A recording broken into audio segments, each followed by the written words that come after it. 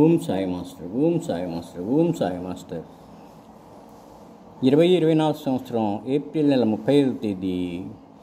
మిత్రులారా, ఈరోజు నేను పూజ అనంతరము సాయి లీలామృతము గురుచరిత్ర కొంచెం పారాయణ చేసుకొని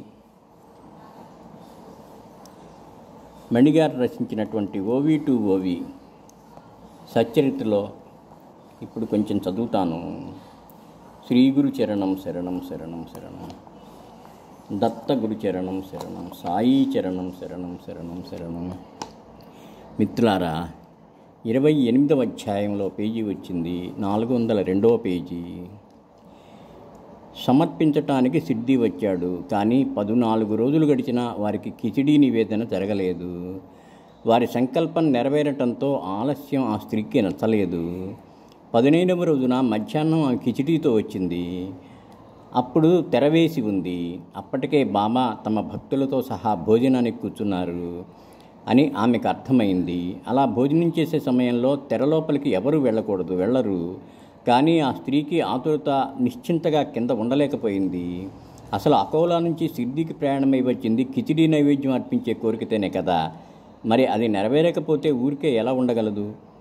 ఎవరినీ లక్ష్య పెట్టకుండా ఆమె తన చేతులతో తెరను తొలగించి తనను తాను ఉత్సాహంతో వెళ్ళి తన మొక్కు తీర్చుకుంది. అప్పుడు బాల విచిత్రంగా ఆ కిచిడీ కోసమే ఎదురు చూస్తున్నట్టు ముందుగా దానినే అడిగి 2 చేతులతో పళ్ళాన్ని పట్టుకున్నారు. కిచిడీని చూచి సంతోషంగా ముద్ద మీద ముద్ద తీసుకొని నోట్లో పెట్టుకున్నారు. అందరికీ ఆశ్చర్యం కలిగింది. బాబా ఆతురతను చూచి అందరికీ విస్మయం కలిగింది. కిచిడీ కథను విని సాయిబాబా యొక్క అలౌకిక శక్తి అర్థమైంది. ఇప్పుడు ఇక తర్వాతి కథ వింటే మనసులో ప్రేమ ఉత్పన్నమవుతుంది. ఒక గుజరాతీ బ్రాహ్మణుడు బాబా సేవ చేయటానికి అనుకోకుండా సిద్ధి వచ్చాడు. మొదట అతడు రావు బహదూర్ సాఠే వద్ద పనిచేశాడు. నిజాయితీగా సేవలు చేయటం అతనికి బాబా చరణాల వద్ద ఆశ్రయం లభించింది. ఆ కథ కూడా చాలా రసవత్తరమైనది. భక్తి ప్రేమలను ఆశించే వారి కోరికలను శ్రీహరి ఎలా తీరుస్తాడో వినండి. అతని పేరు మేఘ. సాయితో ఏదో రుణానుబంధం ఉండటం వల్ల అతడు సిరిడిలో స్థానాన్ని పొందాడు. ఆ కథ వినండి. సాఠే ఖేడ్గా జిల్లాలోని ప్రాంతీయ అధికారిగా ఉన్నప్పుడు అక్కడ ఈ మేఘ అతనికి అనుకోకుండా కలిశాడు. సాఠే అతన్ని శివాలయంలో నిత్యపూజా సేవలో నియమించారు. తర్వాత సాఠే సిద్ధి వచ్చాడు. అతనికి భాగ్యోదయమై సిద్ధిలో సాయి మహారాజు దర్శనమై వారి చరణాలు మనసు లగ్నమైంది. సిద్ధికి వచ్చే యాత్రికుల గుంపును గమనించాడు. వారు బస చేయడానికి భక్తుల సౌకర్యార్థం తనకు అక్కడ ఒక భవనం ఉండాలని తెలిచాడు. తర్వాత గ్రామస్తుల్ని కలుసుకున్నాడు. మొట్టమొదట బాబా ప్రకటమైన స్థలాన్ని సంపాదించి అక్కడ భవనం నిర్మించాలని నిశ్చయించుకున్నాడు. ఈ పవిత్రమైన స్థలం మహిమ వెనుక చతుర్థాధ్యాయంలో పూర్తిగా వర్ణించబడింది. మరలా ఏ కరువు పెట్టడం అనవసరము. ఇక తర్వాత విషయం వర్ణన. మేఘ యొక్క గొప్ప పుణ్య సంచయం వలన అతనికి రావు బహదూర్ సాఠే లభించాడు. సాఠే ప్రయత్నం వల్లనే మేఘ పరమార్థంలో పడ్డాడు. మేఘ పరిస్థితుల ప్రభావం వలన కర్మభ్రష్టుడవగా సాఠే అతనికి గాయత్రిని ఉపదేశించి అతని సన్మార్గంలో ప్రవేశపెట్టాడు. మేఘ సాఠే సేవలో ఉండగా వారిలో పరస్పరము ఆదరణ పెరిగింది. మేఘ సాఠేను గురువులాగా భావించేవాడు. అతనిపైన అభిమానం కూడా కలిగింది. ఒకసారి ప్రసంగబదాత్తు తమ గురువు యొక్క మహత్యాన్ని వర్ణిస్తుండగా సాఠే మనసులో ప్రేమ ఉప్పొంగింది. సాఠే మేఘాతో సాదరంగా బాబాకు గంగోదక స్నానం చేయించాలని నా కోరిక. ముఖ్యంగా అందుకోసమే నిన్ను సిద్ధికి పంపుతున్నాను. అంతేకాక నీ అనన్య సేవను చూచి నీవు సద్గురువును ఆశ్రయించాలని, వారి పాదాల యందు నీకు భక్తి కలగాలని నా మనసులోని కోరిక. నీ శరీరం సార్థకమవుతుంది. నీ జన్మ పరమ శుభప్రదమవుతుంది. వెళ్ళి కాయా వాచ మనసులతో సద్గురువు పాదాలను ఆశ్రయించు అని చెప్పాడు. మేఘ ఆ గురువు ఏ జాతి వ్యక్తి అని ప్రశ్నించాడు. వాస్తవం నాకు కూడా తెలీదు, మసీదులో కూర్చుంటాడు కనుక ముసల్మాను అని కొందరు అంటారని సాటే చెప్పాడు. మహమ్మదీయుడు అన్న శబ్దం చెవుల్లో పడగానే మేఘ మనసులో సంకోచం కలిగింది. మహమ్మదీయుని కంటే నీచుడు ఉండడు. అటువంటి వాడు గురువు ఏమిటి? వెళ్ళనంటే సాటే బాధపడతాడు. పోనీ సరేనంటే ఒప్పుకుంటే దుర్గతి పాలు కావాలి. ఏం చేయాలో తోచక మేఘ చింతించసాగాడు.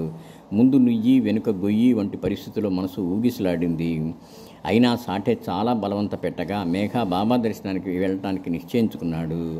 తర్వాత మేఘ సిద్ధి చేరి మసీదు ప్రాంగణంలోకి వెళ్ళి మెట్లు ఎక్కుతుండగా బాబా లీలను ఆరంభించారు.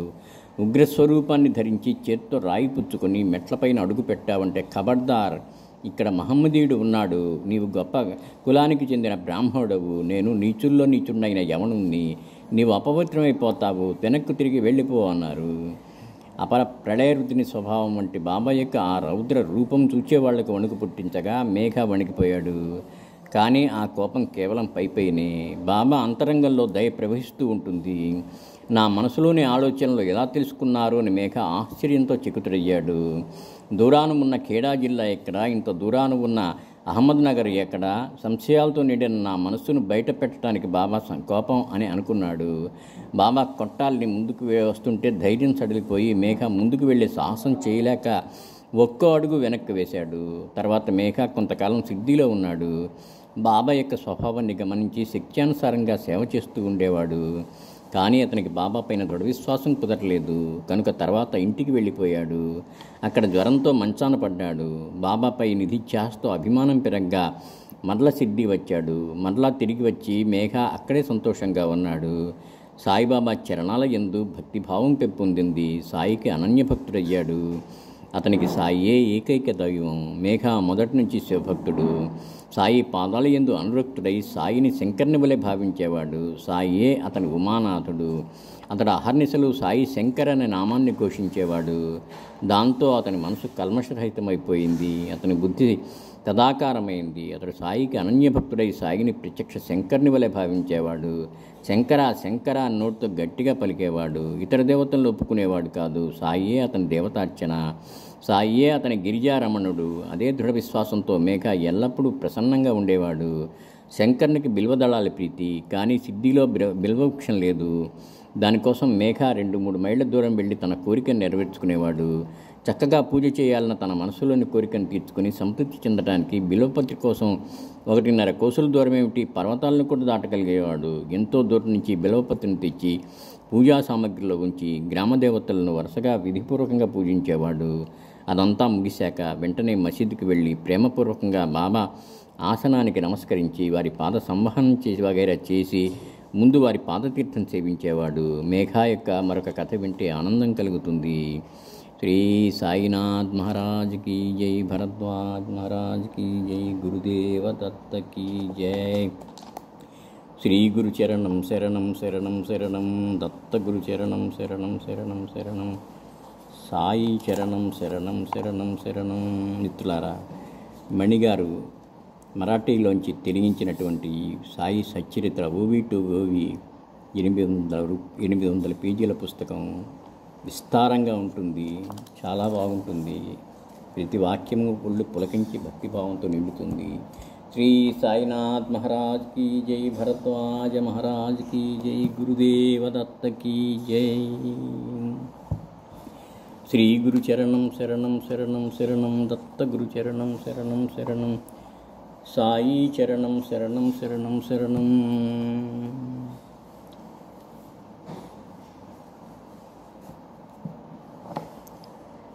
మరొకసారి సాయి స్వరూపు అయిన సచ్చరిత్రకు నమస్కరించి మనల్ని అందరినీ అనుగ్రహించమని ప్రార్థిస్తూ ఉన్నాను. శ్రీ గురు చరణం శరణం శరణం శరణం, దత్త గురు చరణం, సాయి చరణం శరణం శరణం శరణం.